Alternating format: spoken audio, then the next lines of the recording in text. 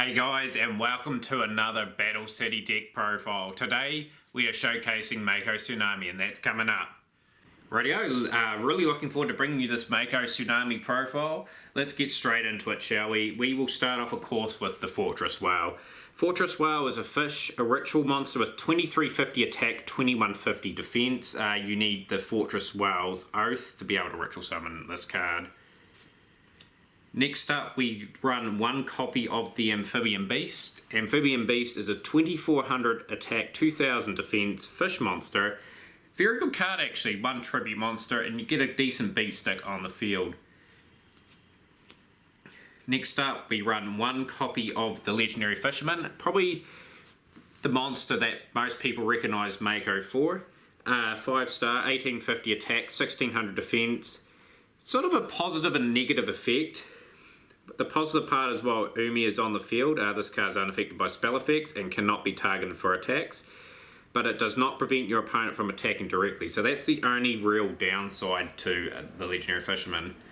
I'll put some very interesting choices in this deck profile that I think make the Mako deck just that little bit better and a bit more interesting. We run one copy of the Legendary Fisherman 2. 5-star, 2200 attack, 1800 defense monster. Warrior effect monster. This card's name becomes the Legendary Fisherman while on the field or in the graveyard. While Umi is on the field, this card is unaffected by other monsters' effects. If this face-up card is destroyed by battle or leaves the field because of an opponent's card effect while its owner controls it, you can add one level 7 water monster from your deck to your hand. So this is the monster that I'd intend to add if I was running this profile, and we've got, of course, the third Legendary Fisherman. This Legendary Fisherman has 2500 attack and 2000 defense. Also a warrior effect monster, and it's got a pretty useful effect as well. We'll go through it real quickly. Cannot be normal summon / set. Must be special summon from your hand by tributing one the Legendary Fisherman. When this card is special summoned, you can banish all monsters your opponent controls. Also, this card cannot attack the turn. It's obviously activated. Cannot be destroyed by battle or card effects. Also, unaffected by spell and trap effects.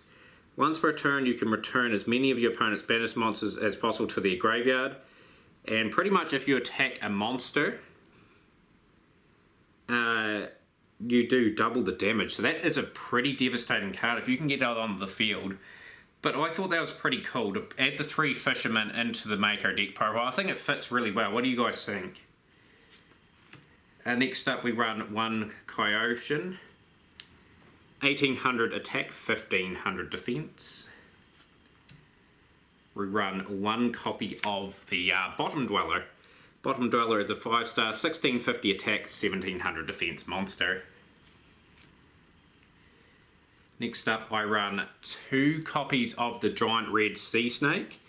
Very good 4-star monster, 1800 attack, that's really good, and not so good defense, but you really want to be aggressive with this deck, so the 1800 attack is really, really powerful. Next up, we run 2 copies of the Great White. Great White is a 1600 attack, 800 defense monster. We run one copy of Jellyfish. Jellyfish is a 1200 attack, 1500 defense monster. I've kept this guy in the profile from his Duelist Kingdom 1. Tongyo, I just love the artwork on this card. 1350 attack, 800 defense.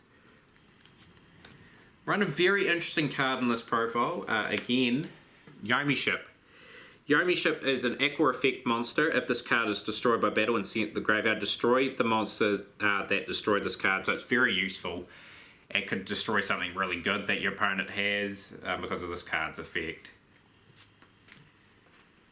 Still run 2 copies of the Flying Fish. Flying Fish is 800 attack, 500 defense. I still have no idea why this card is a 4-star monster.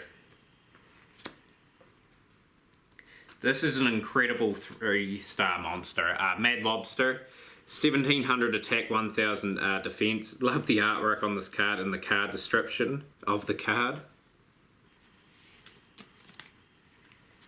Next up, we run 2 copies of the Crazy Fish. 1600 attack, 1200 defense. Run 2 copies of High Tide Gyojin. 1650 attack, 1300 defense. Mako's got quite a good diverse range of monsters that have got a decent amount of attack and can apply some pressure in character deck duels. I reckon he'll do well in a tournament setting. Run 2 copies of Island Turtle. Island Turtle is 1100 attack, 2000 defense. And to round off the monsters, guys, I run Starboy in this profile. 550 attack, 500 defense, but don't worry about the attack and defense. I think this card is useful for this profile because of its effect. As long as this card remains face up on the field, increase the attack of all water monsters by 500 points and decrease the attack of all fire monsters by 400 points. You're really looking for the bonus for your water attribute monsters in this profile. Basically, Mako runs all water cards. Next up, of course, is the spell cards, guys, and we have to run 3 copies of the field spell Umi.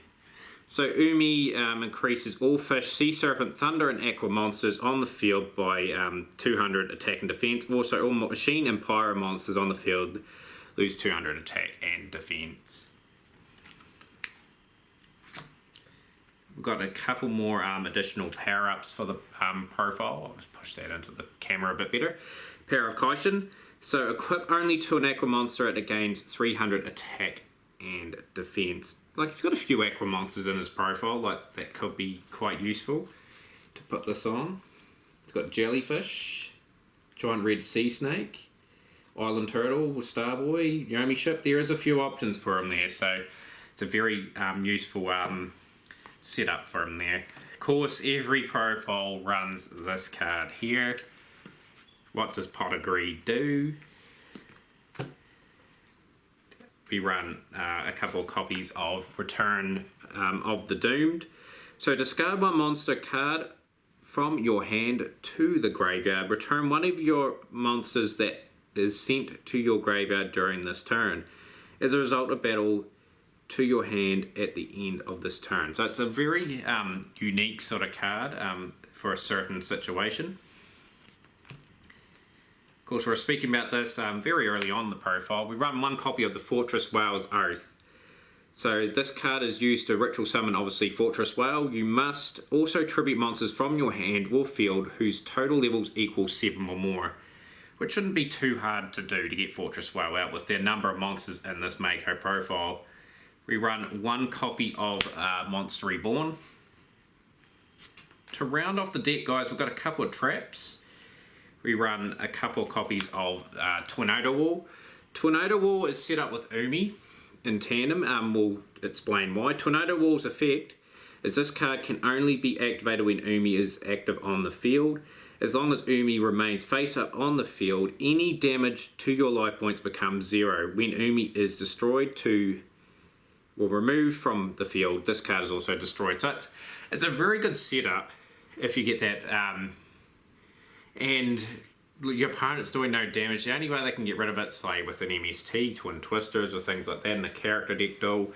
And that sort of lock can give Mako time to sort of build up a play to get, say, a Fortress Whale out or a Legendary Fisherman card out. And that's why Tornado Wall is so useful. And of course, to round out the profile, guys, I've given him 2 Torrential Tributes. So a very powerful trap card. When a monster is summoned, destroy all monsters on the field. And that rounds out Mako Tsunami's Battle City deck profile. Hopefully you guys enjoyed that profile. It's been a while since we made one. Of course, I'll go and give you guys my favourite card of the collection. I love this floor and artwork of this card. Can't go past the Legendary Fisherman 2. And that also brings an end to our Battle City deck profiles. Next profiles will be the Virtual World Arc profiles, guys. So pretty much stay tuned for those. Smash the like button, share with a friend. Comment on the video, and we'll see you again next time.